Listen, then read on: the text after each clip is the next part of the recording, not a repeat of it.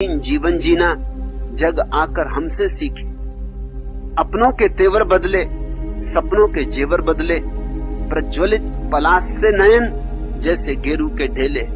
सांसें घनसार हो गईं, आशाएं छार हो गईं, अधरों पर चिपकी बेबस मुस्कानें भार हो गईं। रोम रोम जलती होली, भाल लगी उलझन रोली। एक भाव से तथस्थ हो, फाग आग दोनों झेले, रंगों के मनहर मेले।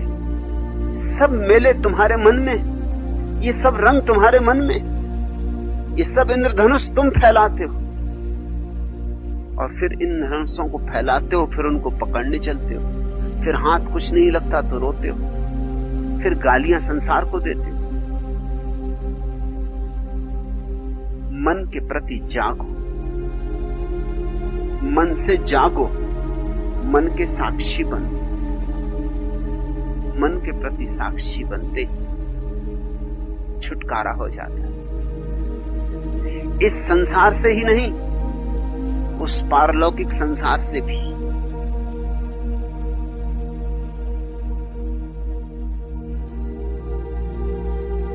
जैसे ही तुम मन के प्रति जागे और तुमने देखा कि मन सारा खेल कर रहा है, मन एक प्रोजेक्टर है।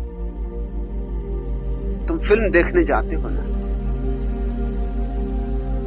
तो तुम्हारी आंखें तो पर्दे पर अटकी रहती, तुम पीछे तो लौट के देखते भी नहीं। असली खेल पीछे चल रहा है, वो जो प्रोजेक्टर पीछे लगा हुआ है, फिल्म वहां है, पर्दे पर तो केवल प्रक्षेपित होती, लेकिन तुम पर्दे पर उलझे हो जहां कुछ भी नहीं, सिर्फ धूप छांव का खेल।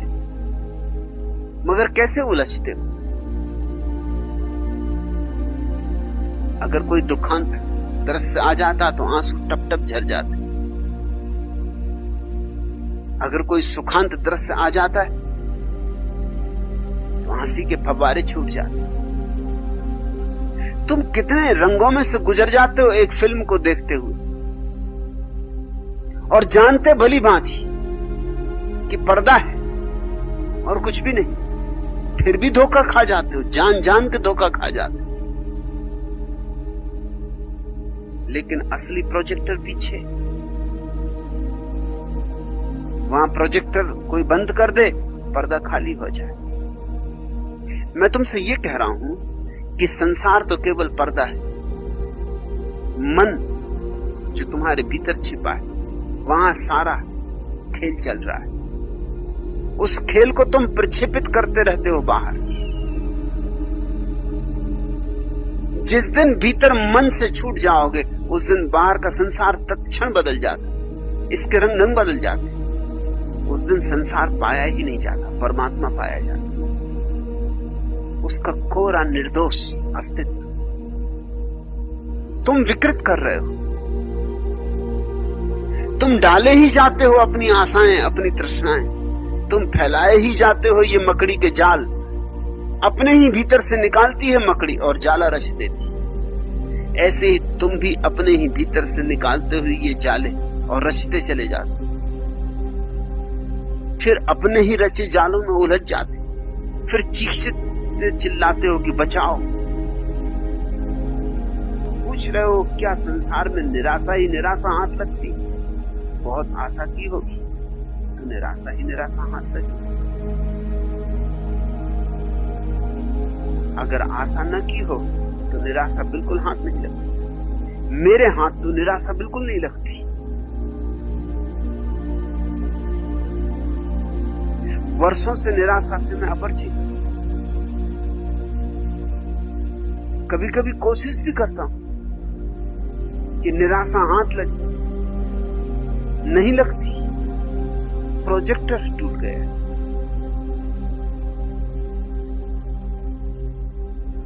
और तुम कहते हो क्या निराशा ही निराशा हाथ लगे? सब तुम पे निर्भर है।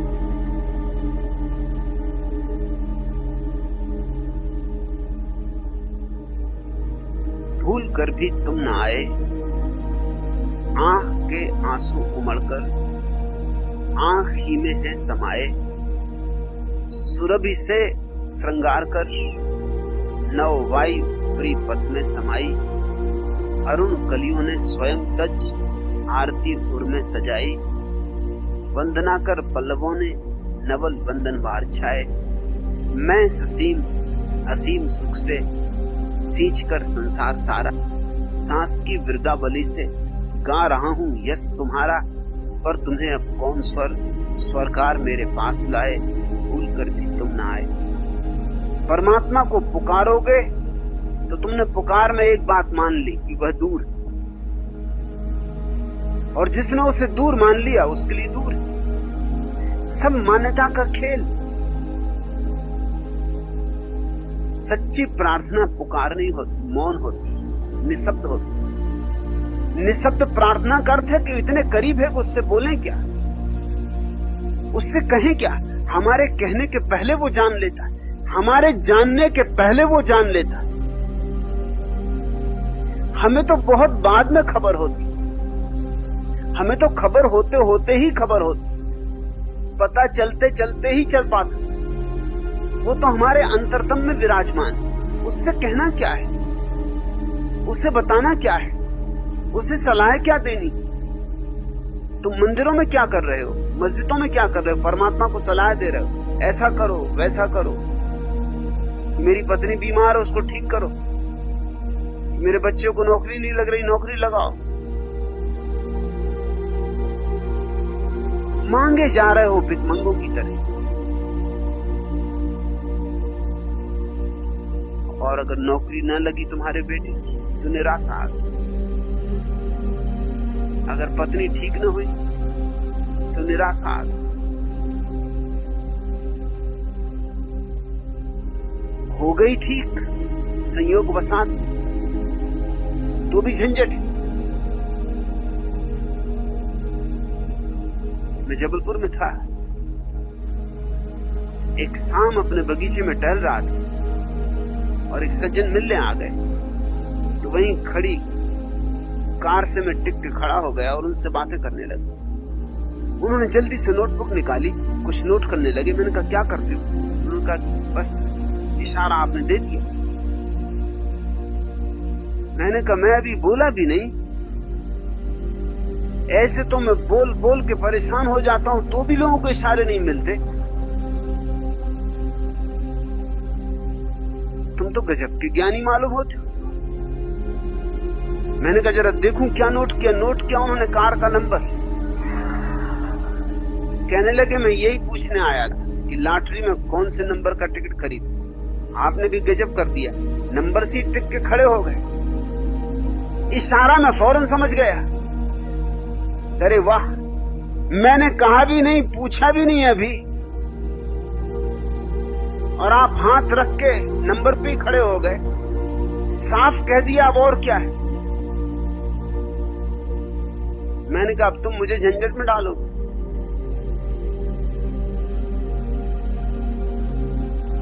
अगर ये नंबर ना निकला तब तो कुछ हर्जा नहीं, मेरा तुमसे छुटकारा हुआ। तुम कहीं और नंबर तलाशो, मगर संयोग वसात भूल चूक से अगर ये नंबर कहीं लग गया तो तुम मेरी गर्दन से बंधे।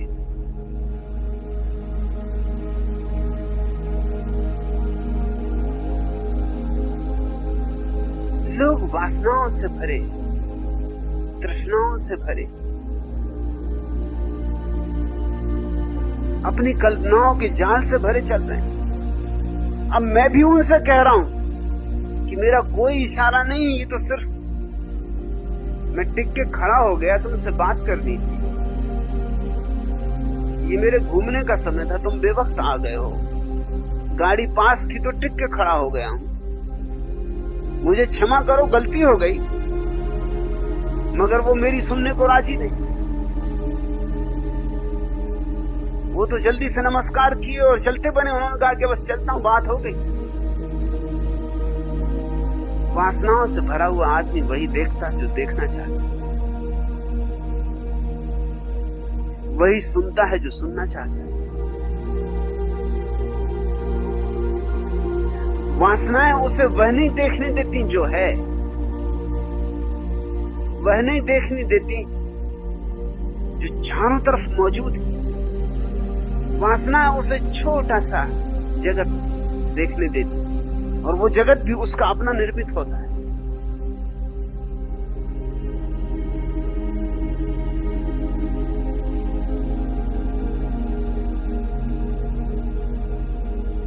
चंदूलाल उन दिनों सड़क के किनारे विज्ञापनों के बड़े बड़े बोर्ड बनाया करता था। एक दिन वह ऊपर की सीढ़ी पर से नीचे आ गिरा, उसे बहुत चोट आ गई। डब्बू जी उसे देखने अस्पताल पहुंचे।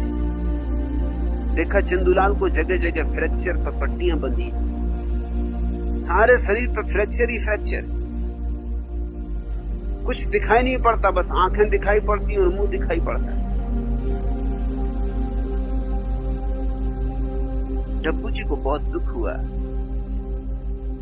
और कहा कि बहुत दुखी हूं, तुम्हें बहुत दुख हो रहा होगा। चंदूलाल ने कहा कि ऐसे नहीं होता, हाँ जब हंसता हूं तब जगह जगह दुख होता है। डब्बू जी ने कहा लेकिन इसमें हंसने की बात ही कहां, हंसते काहे के लिए? तो चंदूलाल ने कहा हंसने का कारण यह है कि अब कुछ न पूछो, न पूछो तो अच्छा। अरे मैं जिस जगह काम कर रहा था उसके सामने वाले मकान की खिड़की में एक नवयुवती अपनी ड्रेस बदल रही थी। वह अपना आखिरी कपड़ा उतारने ही जा रही थी कि सीढ़ी टूट गई और मैं नीचे आ गिरा और यह हालत हुई। डब्बू जी ने आश्चर्य से पूछा कि लेकिन सीढ़ी टूटी कैसे? क्या तुम्हारे वजन से सीढ़ी टूटी?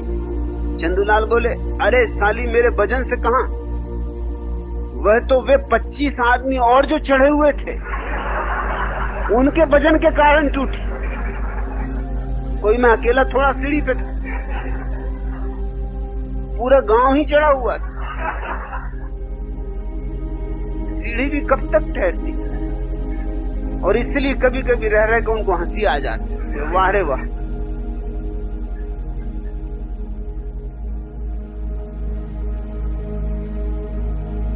लोग जो देख रहे, लोग जो सुन रहे, वह नहीं जो है। उनकी अपनी कल्पना के चाल, उनके लिए वो काफी कीमती